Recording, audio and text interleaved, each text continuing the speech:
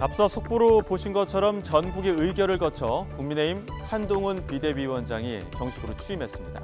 여러 과제들이 남아있는 가운데 비대위원 구성에도 많은 관심이 모이는데요. 젊은 비대위 전망이 제기된 가운데 민주당 박주민 의원은 단순히 물리적으로, 신체적으로 젊다는 것만으로는 박수 쳐주기 어렵다며 견제구를 날렸습니다. 젊지만 검사 출신들이라면 바람직하지 않다는 지적인데요. 들어보시죠. 물리적이고 신체적인 나이를 젊은 사람으로 바꾼다. 뭐 그것도 의미가 없진 않을 겁니다. 그런데 이제 바꿨는데 대부분 그것이 소위 말하는 찐 윤핵관이라고 하는 찐핵관이라고 부르는 검사들을 소위 말하는 내려꽂기 위한 수단과 명분으로 젊은 세대, 젊은 피, 새로운 물 받아들이기가 어렵겠죠. 아마 여당에서도 못 받아들일 거예요. 찐윤이 아니라면요. 그러니까 그런 것들은 봐야죠. 근데 제가 경계하는 거는 물리적이고 신체적인 나이는 어리지만 사실은 검사 출신들 이런 분들을 대거 데려온다. 그러면 사실 그거는 그냥 젊다라는 이유만으로 박수치기에는 좀 저희들이 생각하기에는 바람직하지 않잖아요.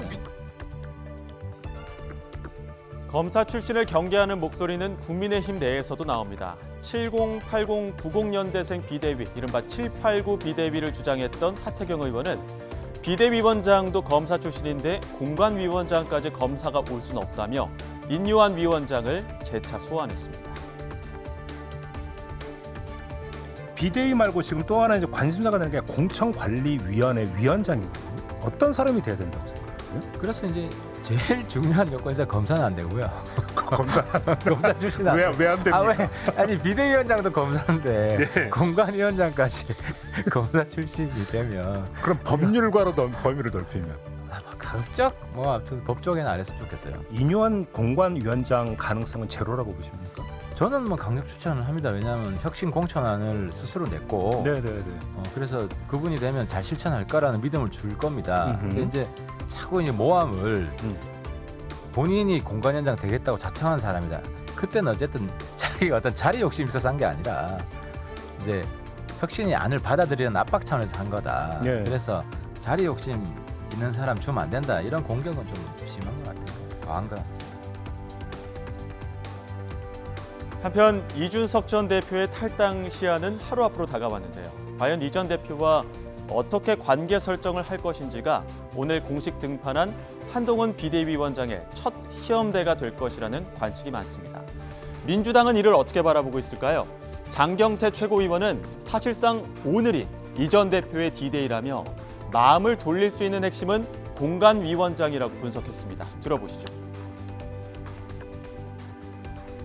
이준석 전 대표 내일 나갈 것 같아요? 안 나갈 것 같아요? 오늘이 근데 D-Day 아니겠습니까 사실상? 그러니까 그 얘기는 한동훈 비대위원장이 이준석 전 대표를 오늘 만나느냐 안 만나느냐가 제가 보기에는 가장 핵심인 것 같습니다.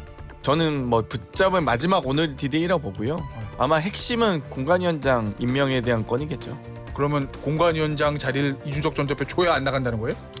아니 뭐 그 정도까지는 아니겠지만 또 아마 그 정도는 또 부담스럽겠지만 이준석 대표로부터 천거 받을 수는 있다라고 보고요.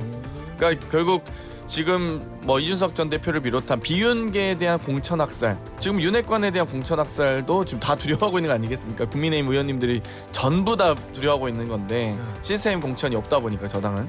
그래서 아마도 공관위원장으로서 약간의 이 방어막을 준다면, 보호막을 좀 보호 장치를 제공한다면 뭐 그 정도는 뭐 고민할 여지가 있지 않을까. 뭐 그건 또 뭐 여러 가지가 있을 수 있습니다만 뭐 핵심은 뭐 공관위원장이라고 봅니다.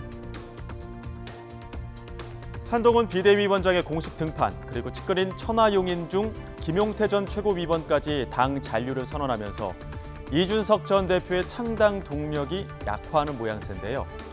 이 전 대표와 날선 발언을 주고받았던 장예찬 최고위원은 어느 누가 이 전 대표와 함께 하겠느냐며 비판을 이어갔습니다. 한동훈 비대위원장뿐만이 아니라 어느 정치인이 이준석 전 대표를 편하게 만나겠습니까? 수천이면 또 방송 나와서 나이와 상관없이 이 XX가 할 수도 있는 사람인데요. 이준석 전 대표가 그동안 보여준 언행으로 인해서 이미 국민의 신뢰를 상실한 지 오래라고 판단합니다. 저는. 제가 말씀드렸지만 정치라는 게 결국 사람과 사람의 관계에서 나오는 것이고요. 내 주변 사람을 소중히 여기지 못하는 정치인이 국민들을 소중히 여길 수 없습니다. 당을 하다 보면 생각이 다르고 뭐 싸울 때도 있는데 그래도 넘지 말아야 될, 지켜야 될 선이 있는데 이준석 전 대표는 그 선이 없는 분이라는 게 최근에 언행으로 다 드러났잖아요. 신당 같이 하다가 언제 어디서 이 XX 소리 들을지 모르는데 어느 정치인이 선뜻 그 신당에 욕먹으러 합류할 수가 있겠습니까?